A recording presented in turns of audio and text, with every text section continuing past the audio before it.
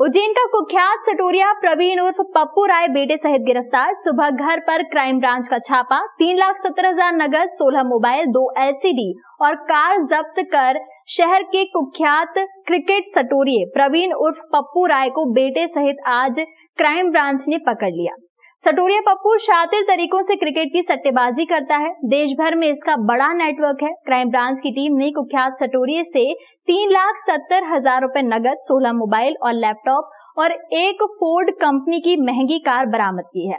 गुरुवार को सुबह उज्जैन के कुख्यात क्रिकेट IPL सटोरिये प्रवीण उर्फ पप्पू राय के घर पर क्राइम ब्रांच की टीम ने छापा मारा। पप्पू उर्फ प्रवीण राय भागने की फिराक में था। बताया जा रहा है कि क्राइम ब्रांच ने उसकी कार सड़क पर रोककर उसे गिरफ्तार किया है। फिर पप्पू राय के मिर्जा नईम बेग मार्ग स्थित घर पर छापा मारा गया। घर से पप्पू राय के लड़के शुभम राय को गिरफ्तार किया गया। क्राइम ब्रांच प्रभारी विनोद मीणा और उनकी टीम रात भर से सर्चिंग कर रही थी। नईम बेग मार्ग स्थित घर से क्राइम ब्रांच की टीम ने 3,70,000 रुपए नगद, 16 मोबाइल, 2 LCD और एक फोर्ड कंपनी की कार बरामद की है। इस IPL सट्टेबाज का उज्जैन से लेकर मुंबई तक बड़े सटोरियों के साथ नेटवर्क है।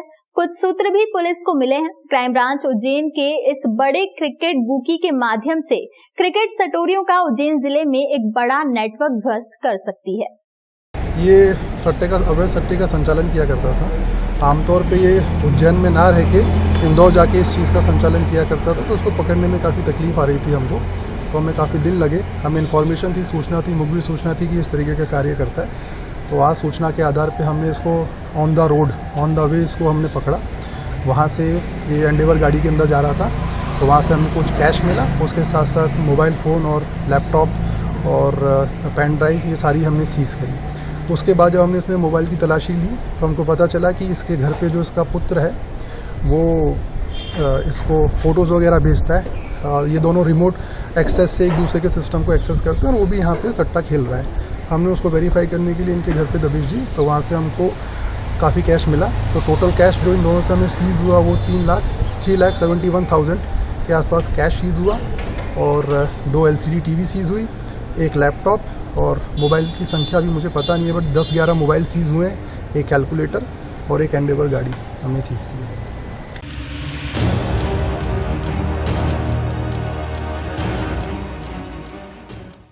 नगर निगम एवं निकाय चुनावों के मद्देनजर उज्जैन शहर कांग्रेस अध्यक्ष बदला गया। नवनियुक्त अध्यक्ष ने प्रदेश की भाजपा सरकार के खिलाफ निकाली रैली। बेरोजगारी, महंगाई और भ्रष्टाचार को बताया मुद्दा। उज्जैन शहर कांग्रेस अध्यक्ष के पद पर रवि भदौरिया की नई नियुक्ति कर दी गई है। नवनियुक्त अध्यक्ष ने गुरुवार को महाकालेश्वर मंदिर से एक रैली निकाली। ये रैली शहर के विभिन्न मार्गों से होते हुए शहर कांग्रेस कार्यालय पहुंची। कंठाल चौराहा पर कांग्रेस के पूर्व मंत्री और विधायक सज्जन वर्मा, विधायक दिलीप गुर्जर, महेश परमार और मनोज चावला ने नवनियुक्त अध्यक्ष का स्वागत किया।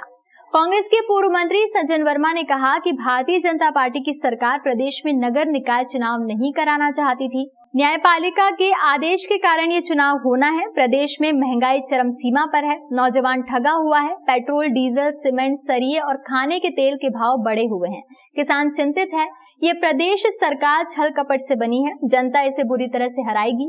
वहीं नवनियुक्त अध्यक्ष रवि भदौरिया का कहना है कि बीजेपी की सरकार में भ्रष्टाचार बढ़ा है। कमलनाथ के नेतृत्व में फिर से कांग्रेस परचम लहराएगी।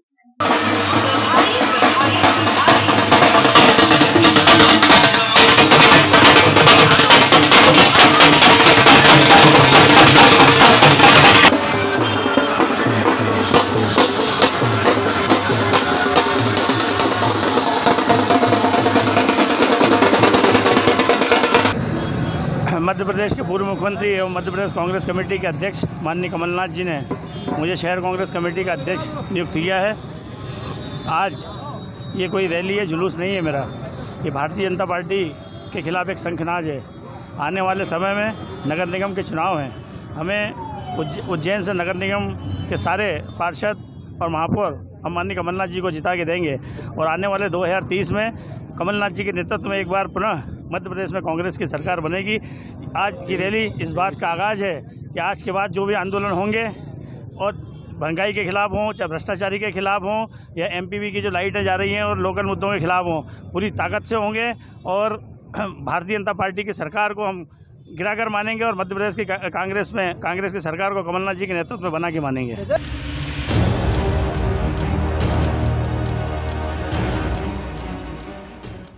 नगर निगम एवं नगरीय निकाय चुनाव को लेकर कांग्रेस के पूर्व मंत्री और विधायकों ने फ्रीगंज में प्रेस वार्ता की। पत्रकारों के सवालों पर महापौर के उम्मीदवार महेश परमार के नाम पर इशारा किया।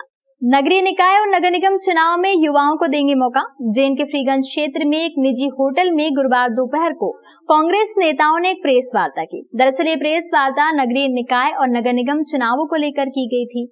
पूर्व मंत्री और कांग्रेस के विधायक सज्जन सिंह वर्मा ने प्रेस वार्ता में कपिल सिब्बल पर निशाना साधते हुए कहा कि कपिल सिब्बल जैसे 2 कोड़ी की औकात के लोग हैं, वो चुनाव के बाद कभी क्षेत्र में नहीं गए। कपिल सिब्बल को चांदनी चौक से चुनाव लड़ा देना चाहिए। जमानत जब्त ना हो तो मैं राजनीति छोड़ दूंगा। मैं जब संसद में था तो मिलने पहुंचा तो मुझे दरवाजे से ही लौटा दिया गया। ऐसे लोगों ने कभी कार्यकर्ताओं के लिए दरवाजे नहीं खोले। इस प्रकार से चोर कांग्रेस का क्या भला करेंगे। उन्होंने पत्रकारों के सवालों पर महापौर के उम्मीदवार पर महेश परमार के नाम पर इशारा किया। साथ ही ये भी कहा कि आगामी चुनाव में युवाओं को मौका देंगे। साथ ही उन्होंने भाजपा पर निशाना साधा और कहा कि भाजपा सरकार को इस बार मुंह की खानी पड़ेगी। कपिल सिब्बल से पूछो कि तू भैया वापिस लड़के जरा जमानत बचा ले वहाँ से। कौन सा इलाका है? चांदनी चौक से। जो आदमी जहाँ चुनाव लड़के जीता उन नागरिकों के लिए दरवाजे बंद थे, कांग्रेस के सांसदों के लिए दरवाजे बंद थे। कभी किसी कांग्रेस के कार्यकर्ता का सुख दुख नहीं सुना। ऐसे आदमी की ज़रूरत कांग्रेस को थी नहीं, पहले ही नकार दिया गया था। तो लूटे पिटे माल को यदि अखिलेश ले रहा है तो अभी तो तेरी गति अखिलेश ये हुई है। आने वाले चुनाव में और क्या गति होगी अखिलेश समझ लो। आम आदमी से जुड़े हुए चुनाव हैं, ग्रामीण क्षेत्र से जुड़े हुए चुनाव हैं। लोग ये यूँ कहा जाए तो एक तरीके से जनमत संग्रह जैसा होता है। लोग जो बहुत सारे मुद्दे हैं जो अभी तक जन समस्याएं होती हैं, जिनको यूँ कहा जाए कि सीधे रूप से बड़े स्तर पर कई बार वो एड्रेस होने से या उनके बारे में चर्चा होने से छूट जाती हैं। इन चुनाव में वो स्थानीय मुद्दे, राष्ट्रीय मुद्दे और प्रादेशिक मुद्दे सभी के ऊपर बातचीत होती है और इसलिए ये आम आदमी का चुनाव है और आम कार्यकर्ता इस चुनाव को लड़ता है। उसकी तैयारी के लिए हम लोगों ने मीटिंग की थी और इसके ऊपर एक हर स्तर पर, जिला स्तर पर और अन्य स्तरों पर जाकर के संवाद कायम किया जाएगा, लोगों से बात की जाएगी और जैसा कमलनाथ जी की मंशा थी उसी के अनुसार सज्जन सिंह वर्मा जी और कुलदीप इंदौरा जी, वो दोनों ने आकर के मीटिंग ली थी।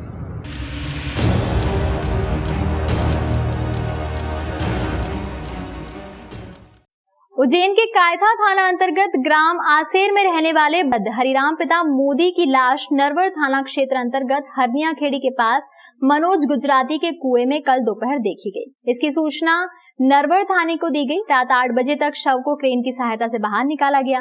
मृतक के दोनों हाथ बंधे हुए थे और गले में रस्सी के निशान थे। मंगलवार के दिन परिवार ने जन सुनवाई में मृतक के अपहरण होने की संभावना के चलते शिकायत दर्ज कराई थी और गांव में ही रहने वाले बालकृष्ण शर्मा उर्फ बल्लू पिता रामदेव और पास के गांव सारोला के रहने वाले गोकुल सिंह पिता करण सिंह पर अपहरण की शंका जताई थी। परिजनों के अनुसार दोनों संदिग्ध व्यक्ति सेवा सहकारी संस्था कायथा में केसीसी जमा कराने और बैंक में पैसों का सेटलमेंट कराने के लिए मृतक को साथ ले गए थे।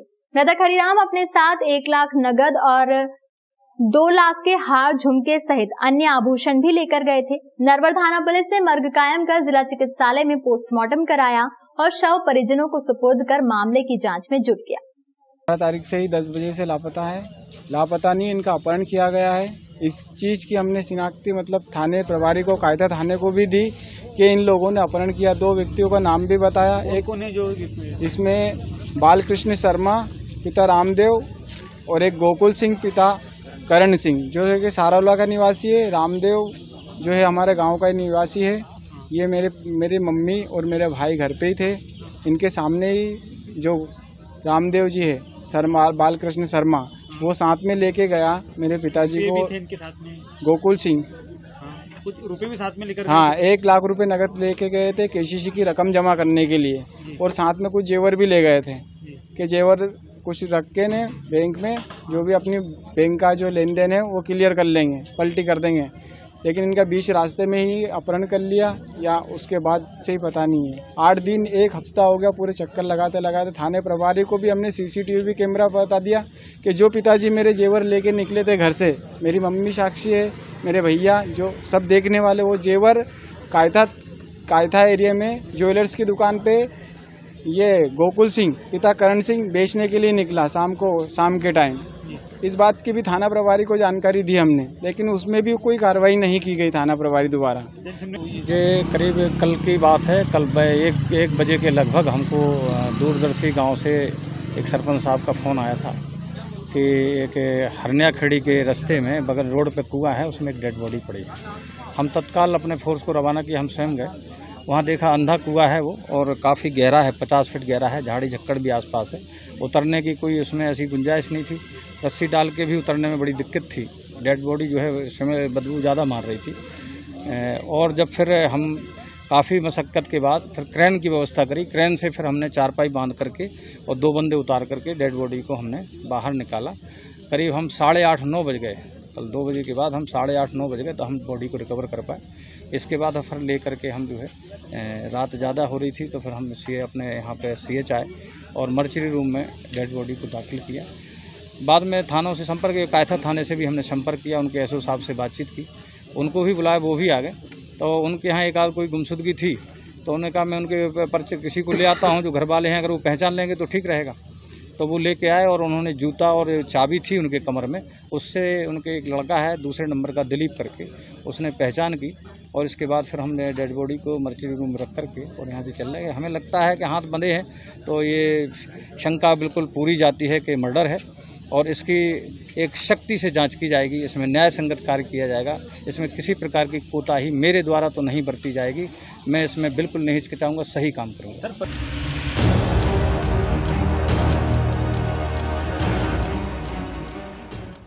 इंदौर में अपने चचेरे भाई के शादी समारोह में शामिल होने आए युवक की डीजे पर गाना बजाने को लेकर हुए विवाद के चलते चाकू से गोदकर हत्या कर दी गई। इस दौरान बीच बचाव करने आया एक अन्य युवक भी गंभीर रूप से घायल हो गया है। मामला आजादनगर थाना क्षेत्र के विराटनगर के पास का है। यहाँ पर शादी समारोह का माहौल था। इसी दौरान शादी में मौज मस्ती और नाचने के लिए डीजे का भी इंतजाम किया गया था, जहाँ देवास से अपने चचेरे भाई अनिल चौहान की शादी समारोह में शामिल होने आए विनोद चौहान का डीजे वाले लड़के से मामूली बात को लेकर विवाद हो गया। घटना के बाद मामला शांत हो गया था, लेकिन थोड़ी देर बाद डीजे वाले युवक ने अपने अन्य साथियों को मौके पर बुलाया और चाकुओं से वार करना शुरू कर दिया। इस दौरान विनोद चौहान की मौके पर ही मौत हो गई, वहीं मनोज पवार बुरी तरह घायल हो गया। तत्काल मौके पर पहुंची पुलिस ने घायलों को इलाज के लिए अस्पताल पहुंचाया। फिलहाल पुलिस ने हत्याकांड को अंजाम देने वाले आरोपी को गिरफ्तार कर लिया है। वहाँ अनिल चौहान की शादी थी, उनके रिश्तेदार उसमें आया हुआ था, बड़े उसका चाचा का लड़का है विनोद चौहान, और विनोद चौहान का एक बुआ का लड़का है कमल चौहान। इन लोगों का कोई विवाद हुआ डीजे वाले को कोई गाने को फरमाइश को लेके, और इसने विनोद में उसको चांटा मार दिया जो गाड़ी चला रहा था। ये खत्म हो गया प्रोग्राम, डीजे वाला चला गया। उसके बाद वो कुछ लोगों को लेके 2-3 लोग को लेके आया और आते ही उन्होंने इनको विनोद को और मनोज को चाकू मारे। विनोद को 2-3 चाकू लगे, ब्लड बहुत बह गया। जब तक 108 से इसको हॉस्पिटल भेजा, एम्बाई जाते जाते खत्म हो गया। मनोज चौहान को पैर में चोट है, अभी वो घायल है और उसका इलाज चल रहा है, वो बातचीत कर रहा है। अब इसमें प्रथम दृष्टया ये चीज आ रही है कि भीम कश्यप का डीजे था, लेकिन ये पता नहीं भाई मारने वाला उसका ड्राइवर है कि कोई साथी है, कौन है। इस बारे में विवेचना की जा रही है और जैसे भी अपडेट होगा कार्रवाई की जाएगी।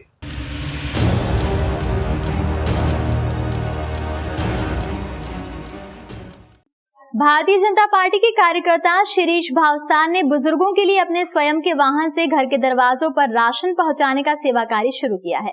राशन दुकान पर बुजुर्ग राशन लेने पहुंचते हैं, लेकिन उनके पास परिवहन का कोई साधन नहीं होने की वजह से वो अपने सिर पर लगभग 23 से 32 किलो का अनाज रखकर कड़ी धूप में घर लेकर जाते हैं। बुरहानपुर जिले में बुजुर्ग लोगों को शिरीष भावसार ने अपने स्वयं के वाहन से घर के दरवाजों पर राशन पहुंचाने का सेवा कार्य शुरू किया। शिरीष भावसार समाज सेवा भी करते रहते हैं। वो भारतीय जनता पार्टी के एक कार्यकर्ता भी हैं। इस सेवा कार्य के बारे में पूछा गया तो उन्होंने बताया कि शासकीय उचित मूल्य की दुकानों पर कई बुजुर्ग लोग राशन लेने आते हैं, मगर राशन लेने के बाद वो अनाज को अपने घर ले जाने के लिए घंटों धूप में किसी न किसी के आने का इंतजार करते रहते हैं। 25 से 30 किलो अनाज का बोरा अपने सिर पर रखकर चलते हैं। रास्ते में कोई नहीं मिलता है तो बोरा रखकर धीरे धीरे घर पहुंचते हैं। कुछ ऑटो वाले वहां पर खड़े होते हैं। घर राशन पहुंचाने के लिए वो गरीब लोगों को मनमाना किराया मांगते हैं। ऑटो चालक वहां बुजुर्ग लोगों की मजबूरी का फायदा भी उठाते हैं।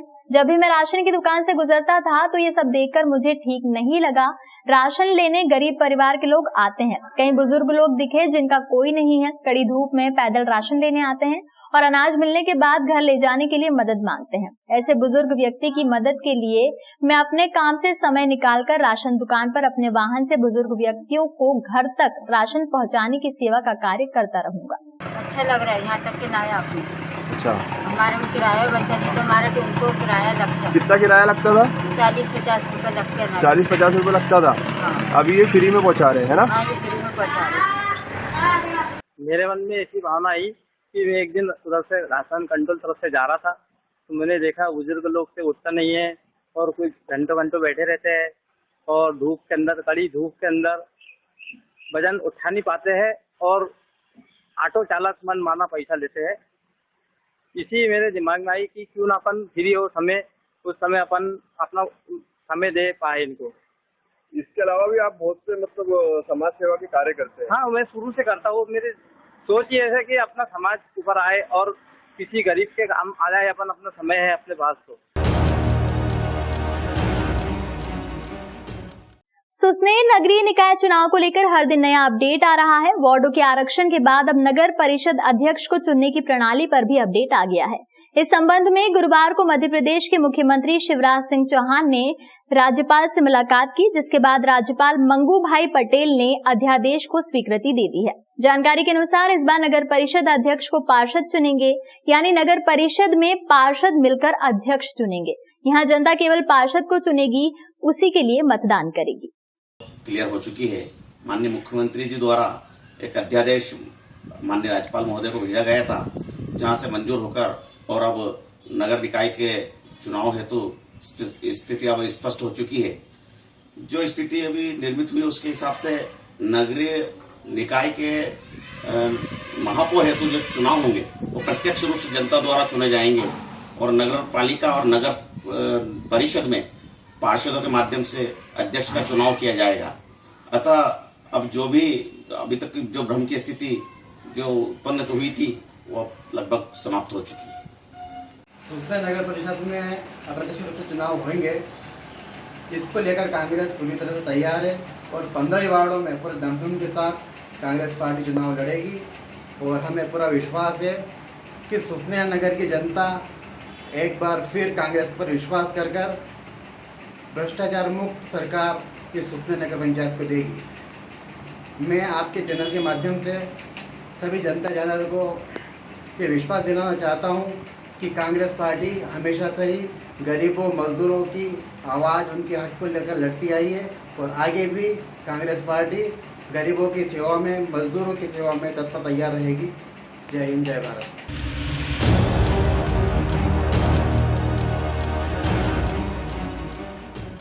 शांतिबाई यादव कजलास के द्वारा मनकामनेश्वर महादेव मंदिर में 7 दिवसीय नंदी प्राण प्रतिष्ठा महोत्सव की गुरुवार को कलश यात्रा के साथ शुरुआत हुई।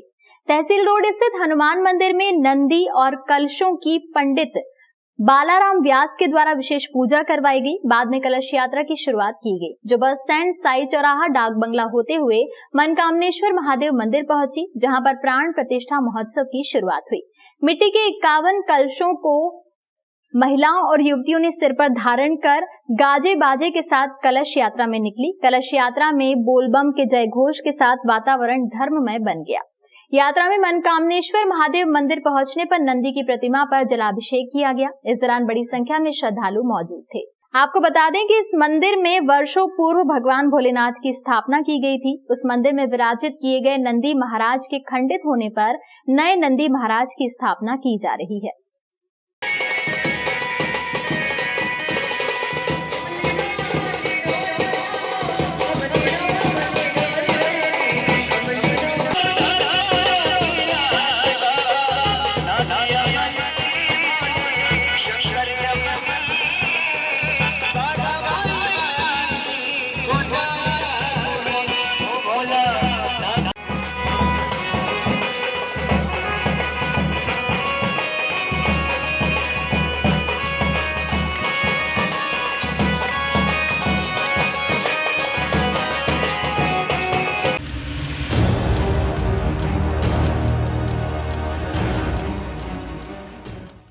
राजगढ़ जिले के ब्यावरा शहर में फरियादी शबाना गौरी ने अपने शोहर जावेद सहित ससुराल पक्ष के 4 आरोपी सास, ननद, देवर के खिलाफ शारीरिक और मानसिक रूप से दहेज प्रताड़ना का आरोप लगाते हुए सिटी पुलिस थाने में शिकायत दर्ज की।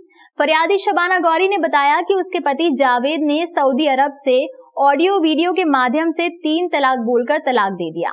पुलिस ने चारों आरोपियों के खिलाफ 498, 34 भारतीय दंड विधान मुस्लिम अपराध अधिनियम के तहत प्रकरण दर्ज कर जांच शुरू कर दी। फरियादी शबाना गौरी ने बताया कि उनके 2 बच्चे, पहला 10 वर्ष का और दूसरा 5 वर्ष का है। शबाना की ससुराल ब्यावरा और मायका नरसिंहगढ़ है। उसका पति जावेद सऊदी अरब में काम करता है। पति 2 बार ब्यावरा और 1 बार सऊदी अरब से ऑडियो वीडियो के माध्यम से 3 तलाक दे चुका है। शबाना गौरी अपने बच्चों के हक और इंसाफ की लड़ाई लड़ रही हैं। मेरी शादी को 10 साल हो गए हैं। मेरे ससुराल वाले और मेरे हस्बैंड मुझे ना शुरू से 2 महीने मुझसे अच्छे रहे, 2 महीने से मारपीट चालू हुई। दहेज के लिए परेशान करने लगे मुझे। मेरी सास और मेरी ननद टॉर्चर करने लगी और ना उनके कहने पे आके मेरा शोहर मुझे मारने लगा बोलकर। फिर मुझे परेशान करने लगे। फिर मेरे से बोला कि समूह उठाया, समूह उठवाया। उसके बाद किस्तें नहीं भरी और सरों के आगे धक्का देके बोला जाओ धंधा करके इससे पैसे वसूल कर लेना। 4 साल होगा, 4-5 साल से मुझे इस कदर का परेशान रखा। मुझे जला दिया, मारा, पीटा और ना जब देखो जब मुझे मार के तलाक देते, मार के बस मेरे बच्चों के खातिर मैंने इतनी परेशानी सहन करी। अब सुधर जाएंगे पर वो आदमी सुधरने का नाम नहीं लेता है। यहाँ से गया जब भी मुझे तलाक देके गया और वहाँ से ऑडियो समेत मुझे 3 तलाक पहुँचाया। मुझे मैं खर्चा पानी पहुँचा रहा। कहाँ है अभी आपके पति? वो सऊदी अरब है। तो क्या दिया शबाना गौरी उनके द्वारा रिपोर्ट की गई है कि जो उनके पति जावेद हैं और सास और जो ननंद और जो उनके देवर हैं, इनके द्वारा लगातार ही उन्हें शादी के बाद से ही प्रताड़ित किया जा रहा था।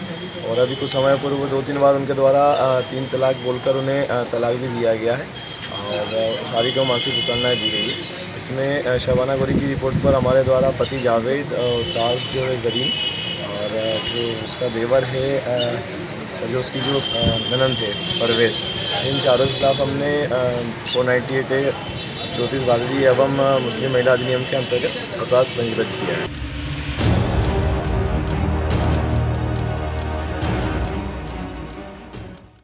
80,000 रुपए की अवैध मादक पदार्थ स्मैक सहित आरोपी गिरफ्तार। राजगढ़ जिले के करणवासा थाना अंतर्गत पनाली जोड़ पर एक व्यक्ति पप्पू सिसोदिया गुलखेड़ी थाना बोड़ा किसी का इंतजार कर रहा था, जिसके पास अवैध मादक पदार्थ स्मैक रखा है।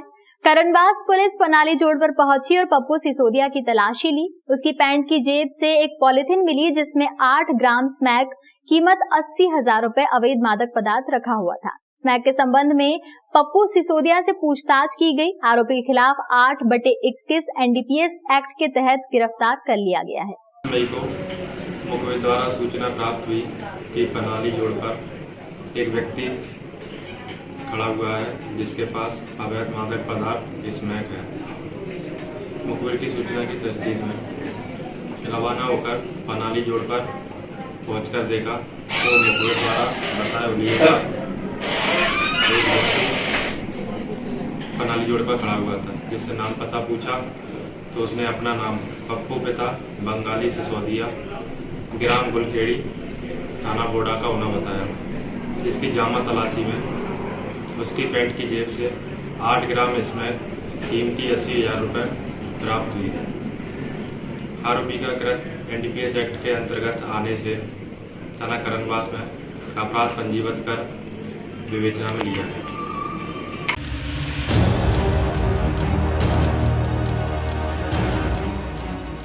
जिला मुख्यालय पर प्रशासन से लेकर पुलिस विभाग के आला अधिकारी मुस्तैद रहते हैं, लेकिन इन दिनों इन्हीं की आंखों के सामने एक बिना अनुमति का मेला संचालित हो रहा है। मेले के कारण प्रशासन को 10 लाख रुपए से अधिक के राजस्व का सीधा नुकसान होगा और नियमों की खुली अनदेखी होने से जनहानि की आशंका भी है। बाहुबली नगर निगम कर्मचारी द्वारा संचालित हो रहा यह मेला नियम, कायदे और कानून के लिए खुली चुनौती है। आगर रोड पर सामाजिक न्याय परिसर पर मेले का आयोजन हो रहा है। इसकी खासियत यह है कि यह बिना अनुमति संचालित हो रहा है। मेले का संचालक नगर निगम का बाहुबली कर्मचारी सुरेंद्र सारवान है और उनको नियम, कायदे और कानून से कोई फर्क नहीं पड़ता। मेला संचालक ने फायर ब्रिगेड, नगर निगम, पुलिस विभाग, प्रशासन और बिजली विभाग इनमें से किसी भी विभाग से NOC नहीं ली है। बावजूद इसके मेला बेरोक टोक संचालित हो रहा है। ताज्जुब की बात तो यह है कि इस मेले के लिए मात्र 10,000 वर्ग फीट की जगह ली गई है, जबकि मौके पर 50,000 फीट तक तामझाम फैला हुआ है।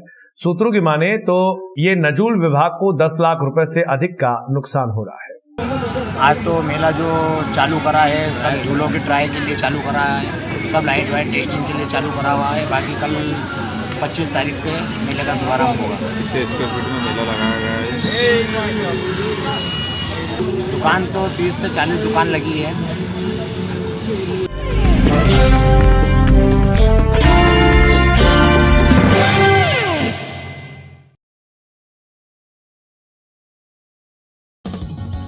विदेश गांव शहर सब पे नजर, सबकी खबर, नया रूप है नए है रंग, सबको समेटे अपने संग।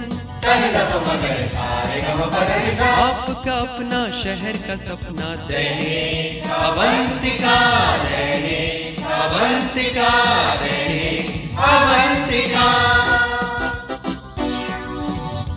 राजनीति फिल्मी बातें सब कुछ ही हम इसमें पाते, घर होटल ऑफिस या दफ्तर, क्लर्क प्यून या हो फिर अफसर, सबका चहेता सबका प्यारा दैनिक अवंतिका, दैनिक अवंतिका, दैनिक अवंतिका।